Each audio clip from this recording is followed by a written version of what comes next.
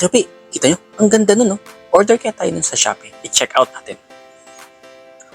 Yun mga kapi, dumating na. Na-check out natin yung shower head na yun. Complete yung set na binili natin with kasamang free filter. Open natin. So mga kayopi, meron din siyang filter, oh. Oh, dito nyo ilalagay yung filter inside. Made of plastic.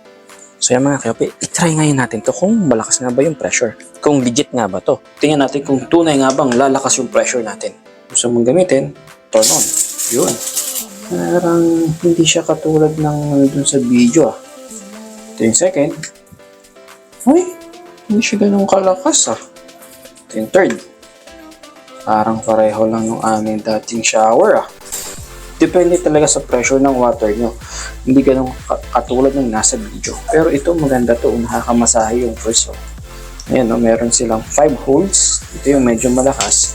Masyadong hype lang yung nasa video, pero pwede na rin to. So yan mga kayopi, alam nyo na, di ba? Ganyan yung tunay na quality niya. So yun, ito lang yung magandang parang nakakamassage. Yan mga kayopi. So next time, bye!